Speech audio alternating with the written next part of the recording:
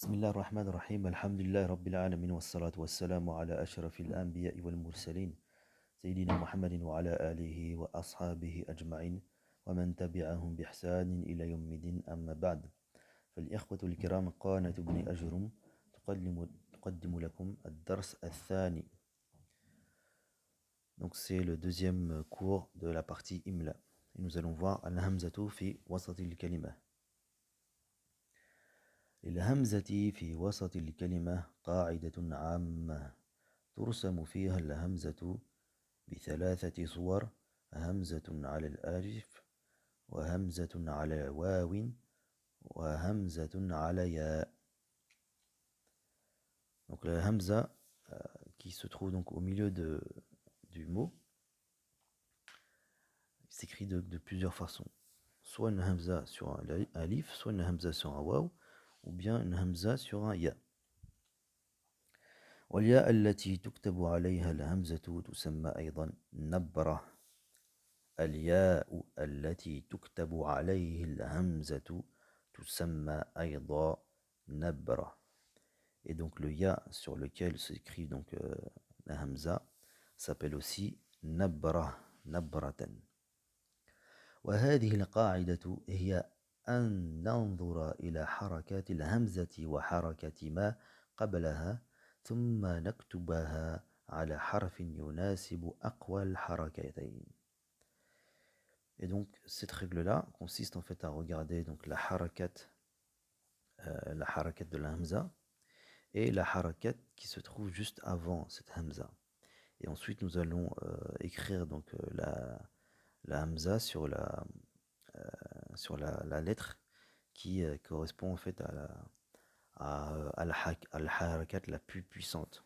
On va voir ça de suite.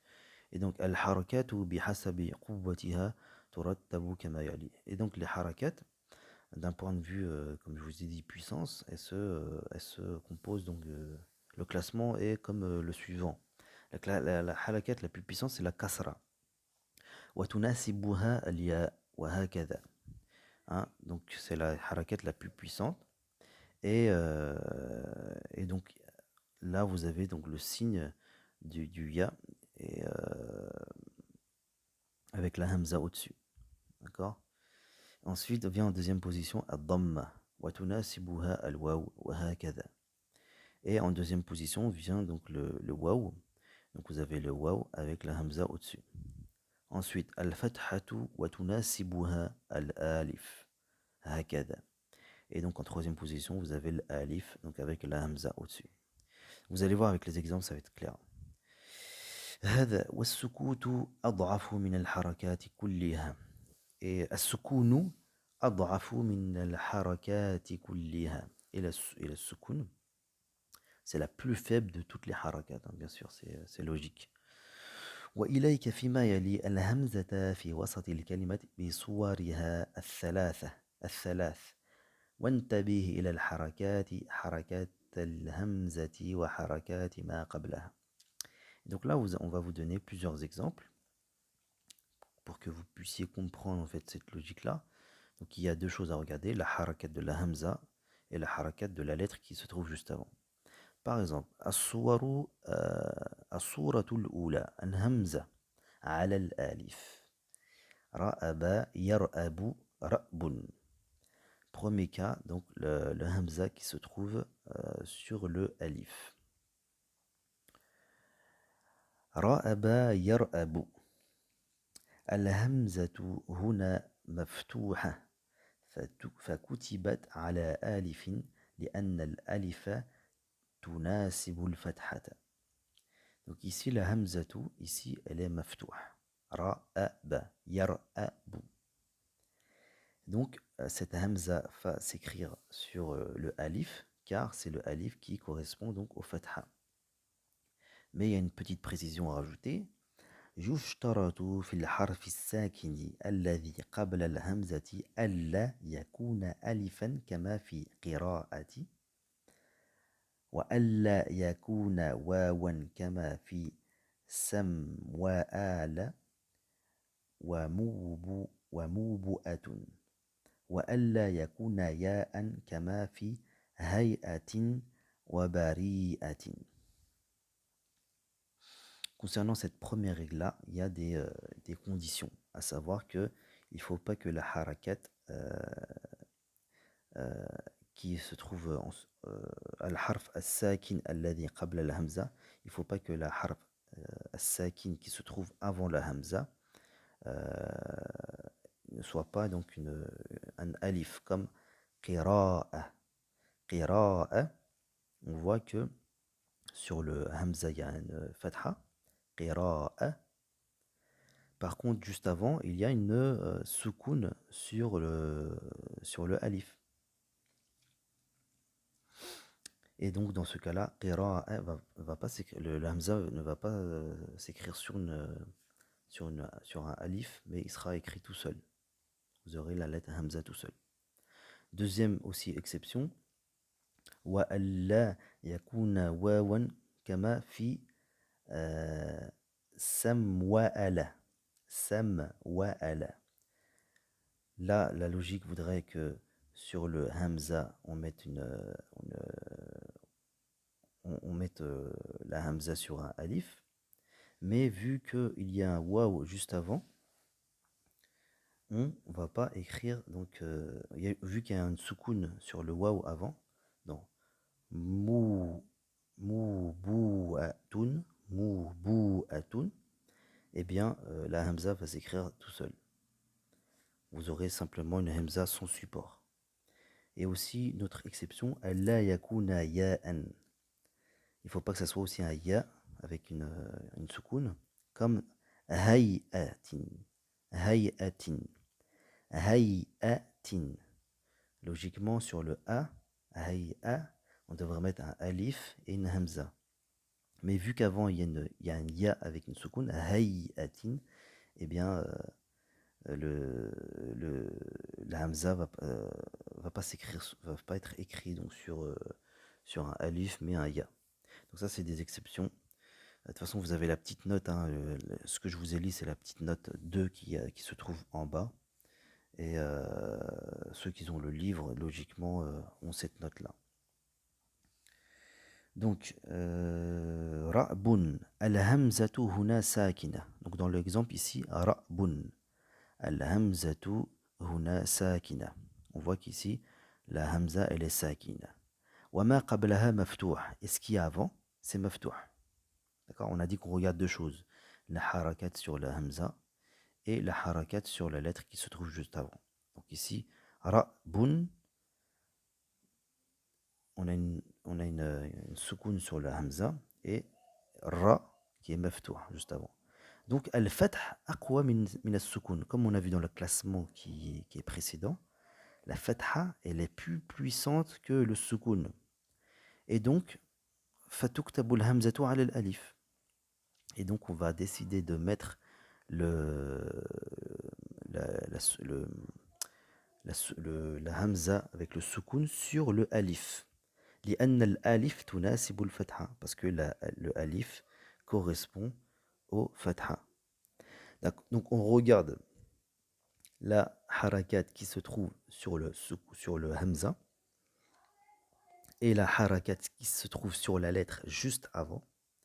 Comme ici, on a ra qui est maftuh et donc la kasra la fatha est supérieure au soukoun, donc on va mettre la hamza sur un alif. C'est ça la règle.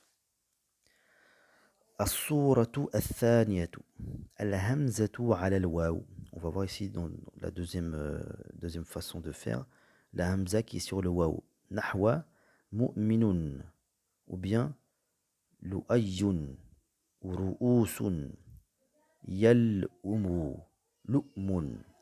Donc al-hamzatu fi mu'minun wa lu'ya'un lu'yun waqa'at ba'da ad-damm.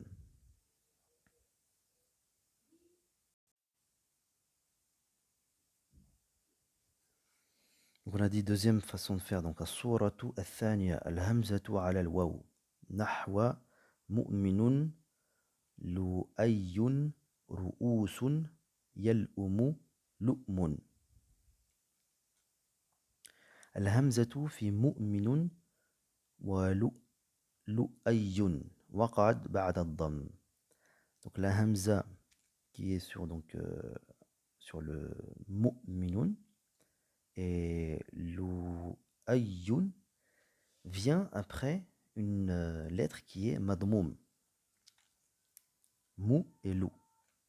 Wa huwa aqwa min as-sukun. Et donc cette damma elle est plus puissante que la sukun. Wal fath, et il est plus puissant que le fath dans lu'ayyun. Wa yunasibuhu al-waw fa kutibatil hamzatu ala al-waw.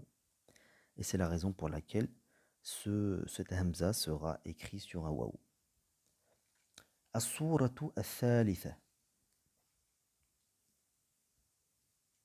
Donc, al-hamzatu fi ru'usun wa yal'umu wa lu'mun waqa'at madmumatan. Ici, vous avez la hamza qui est madmoum. Ru'usun, yal'umu. D'accord? Wa dhammu yunasibuhu al-waw. Et donc, la dhamma correspond au waw. Fakutibatil hamzatu ala waw. Et c'est la raison pour laquelle vous avez donc la hamza qui est écrite sur le waw.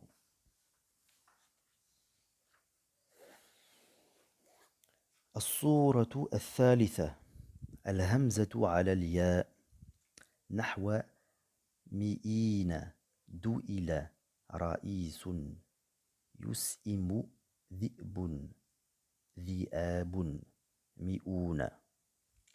الهمزة في الكلمات الأربعة الأولى مكسورة. On voit que la hamza elle est maksura dans les mots que je viens de citer. والكسر يناسبه الياء. Et la kasra correspond au ya. فَكْتُكْتَبُ الْهَمْزَةُ عَلَى الْيَاء. Et c'est la raison pour laquelle ici, la hamza s'écrit au-dessus du ya. والهمزة في الكلمات الثلاث الأخيرة وقعت بعد كسر. Et les trois derniers mots viennent après une kasra. ذئب ذئاب. والكسر أقوى الحركات كلها. On a vu que la kasra était plus puissante que toutes les harakat. ويناسبه الياء فتكتب الهمزة على الياء. C'est la raison pour laquelle on va écrire la hamza sur l'ya pour ذئب et ذئاب. وبعد فهذا ما يتعلق بالقاعدة العامة لكتابة الهمزة في وسط الكلمة. Et ça c'est donc un résumé de toutes les règles pour savoir sur quoi on va écrire donc la hamza en fonction de la harakat qu'il y a sur la hamza et la harakat qu'il y a sur la lettre d'avant. وهناك حالات شذت عن هذه القاعدة أقرها جمهور علماء الإملاء سندرسها إن شاء الله في الدرس القادم. Il y a d'autres règles qui sortent de ces règles-là qu'on vient de voir, qui sont shadh, c'est-à-dire rares dans la langue arabe, mais que l'ensemble des savants dans la langue arabe ont maintenu. Donc, c'est des choses-là qu'on va voir dans le prochain cours, Inch'Allah. Donc, التدريبات. رتب الحركات بحسب قوتها واكتب لكل حركة الحرف الذي يناسبها. اذكر باختصار القاعدة العامة لرسم الهمزة في وسط الكلمة. اذكر بالتفصيل والتمثيل القاعدة العامة لرسم الهمزة في وسط الكلمة. صحح رسم الهمزة في الجمل الآتية. Corrige les hamzas car il y a des fautes dans les phrases que je vais dire. Donc, التفاؤل أحب إلى المؤمن من التشاؤم. Donc le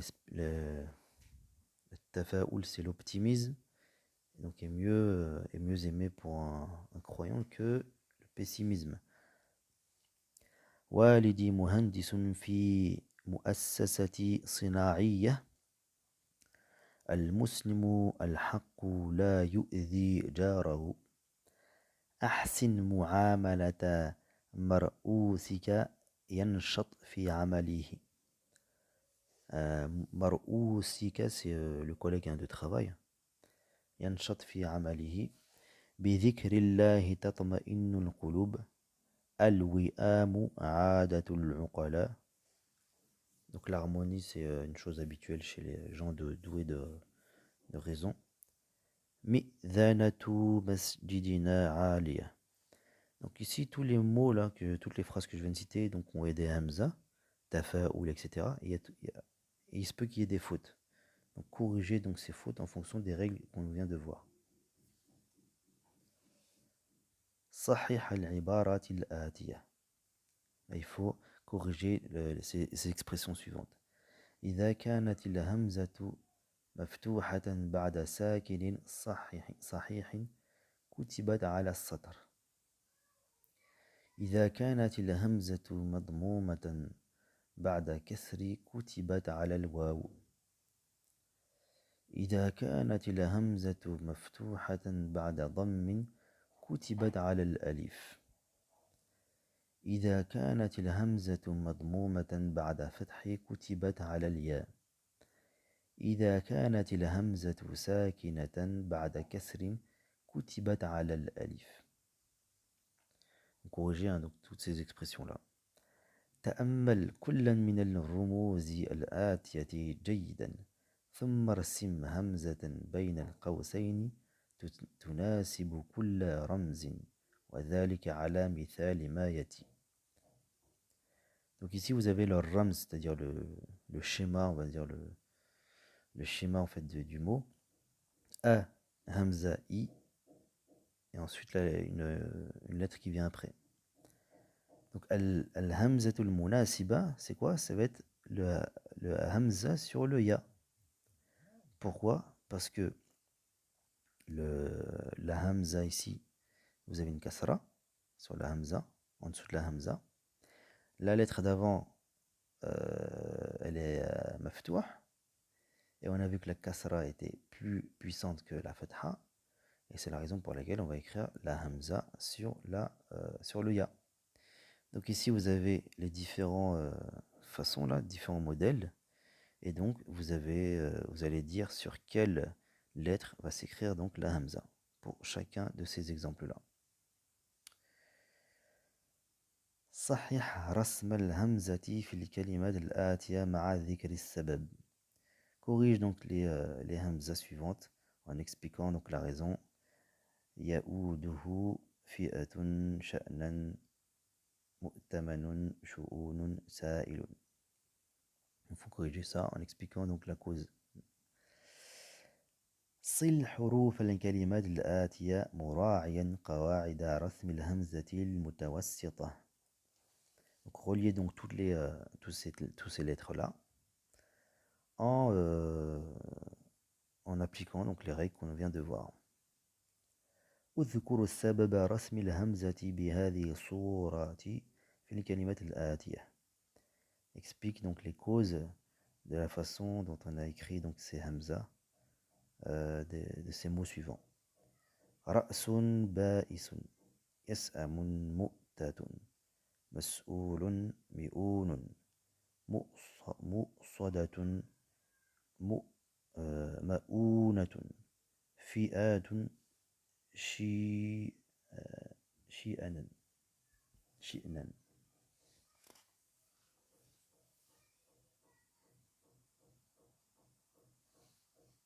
هات 5 كلمات في وسطها همزة بحيث تكون الهمزة في الكلمة الأولى مفتوحة بعد ساكن وفي الثانية ساكنة بعد الضم وفي الثالثة ساكنة بعد كسر وفي الرابعة مفتوحة بعد الضم وفي الخامسة مكسورة بعد الضم. أرسم جميعا ما ذكر اسما صحيحا.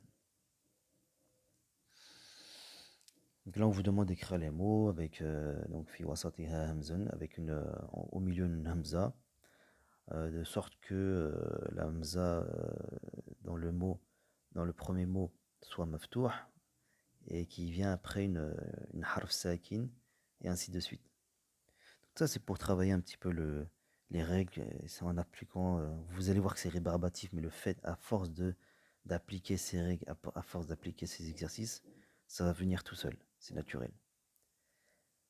تأمل الرموز الآتية جيدا ثم ارسم همزة تناسب كل رمز.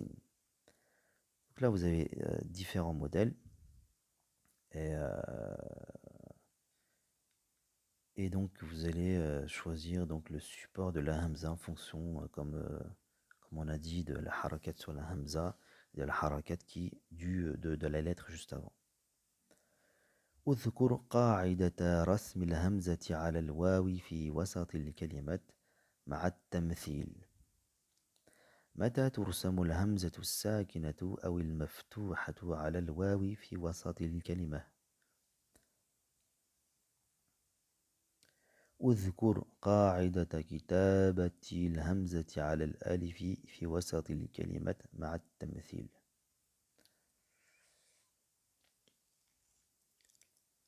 متى ترسم الهمزة في أول الكلمات على الألف ومتى ترسم تحتها؟ مثل لما تقول. متى ترسم الهمزة على الياء في وسط الكلمة؟ مثل لما تقول. صل حروف الكلمات الآتية مراعيا قواعد رسم الهمزة في وسط الكلمة. La même chose, il faut rassembler les lettres pour faire des mots en appliquant les règles. املأ الفراغ في كل جملة مما يأتي بكلمات مناسبة مع التمثيل لكل منها. Remplis donc les trous de ces phrases suivantes avec le mot qui correspond. Et donner un exemple qui correspond donc à cette phrase-là, à cette règle. إذا كانت الهمزة مفتوحة بعد رسمت على الياء مثل. Et vous donnez l'exemple. إذا كانت الهمزة ساكنة بعد رسم على واو مثل etc. اختر كلمة مما بين القوسين واملأ بها الفراغ في الجمل الآتية. الكسرة أقوى الحركات في تاليها السكون الضمة الفتحة. Là, vous choisissez un mot entre parenthèses qui correspond donc à la bonne réponse. تكتب الهمزة تحت الألف في أول الكلمة إذا كانت مفتوحة مضمومة مكسورة ainsi de suite.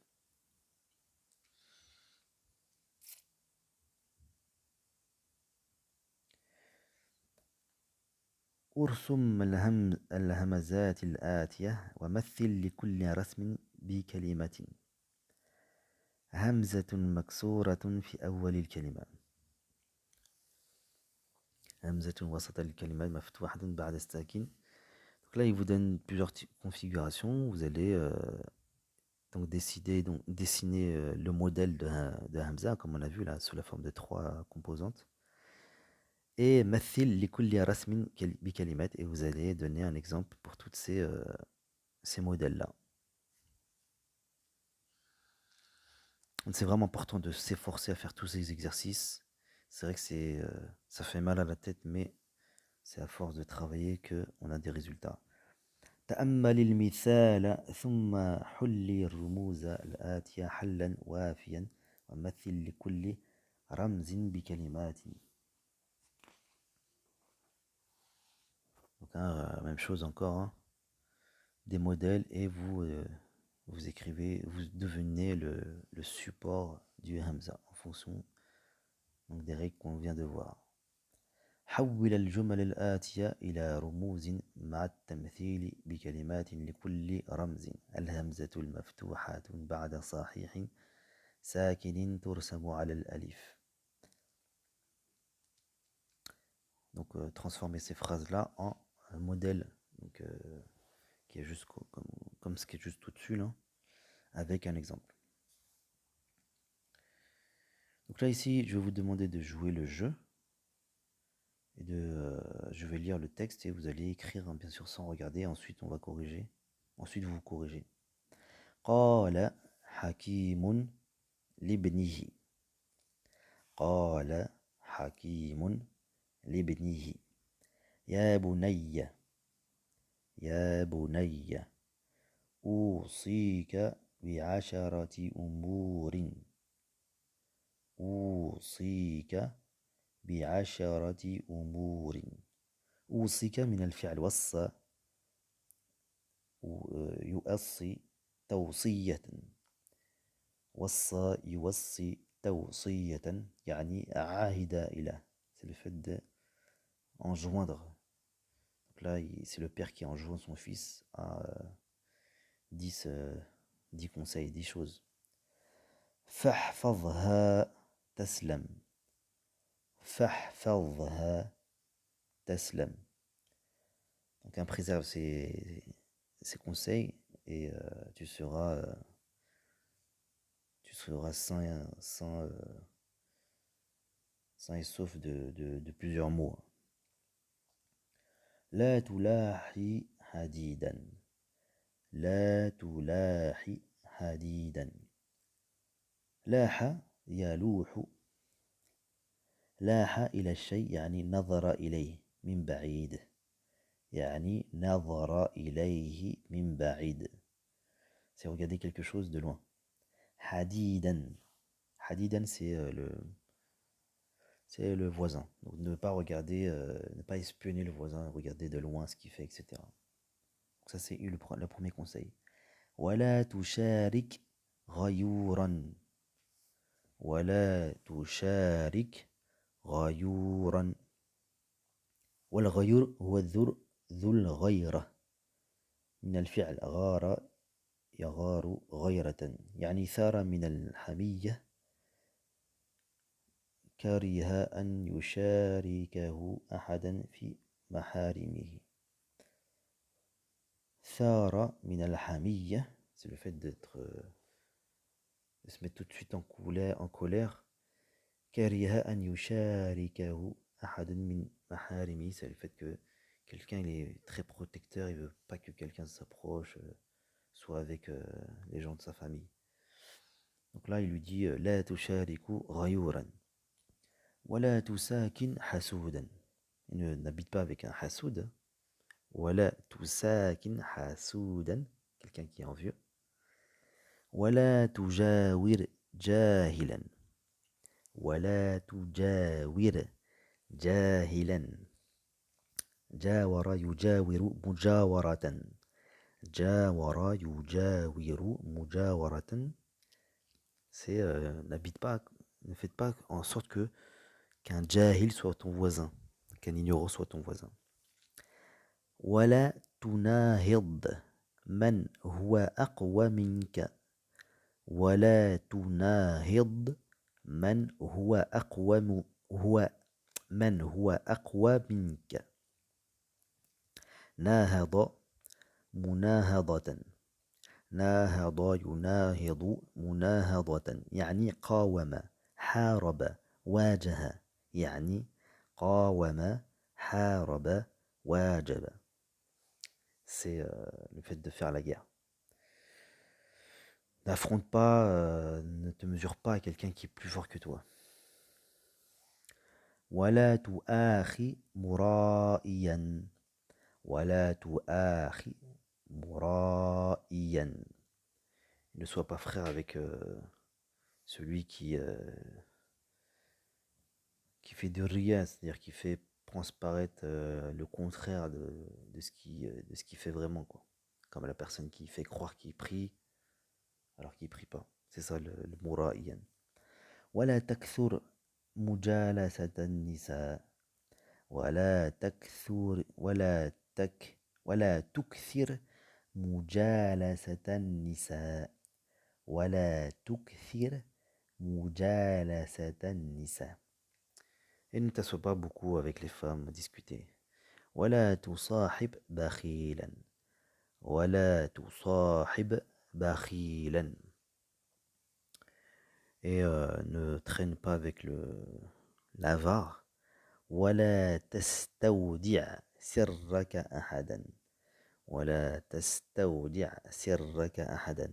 Et quand tu pars en voyage, ne dis pas ton secret un secret à personne. Ne dis de secret à personne. Donc ça c'est une dictée, hein, c'est pour vous efforcer à essayer de commencer à appliquer les règles en fonction de ce que vous écoutez.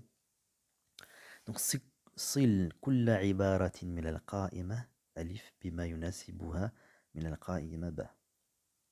Reliez donc le alif avec le bas, al-hamzatu al-maksuratu wasat al-kalima, etc. avec la colonne bas. نكتفي بهذا القدر وإلى درس آخر إن شاء الله. سبحانك اللهم وبحمدك أشهد أن لا إله إلا أنت أستغفرك وأتوب إليك. سبحان ربك رب العزة عما يصفون وسلام على المرسلين والحمد لله رب العالمين والسلام عليكم ورحمة الله تعالى وبركاته.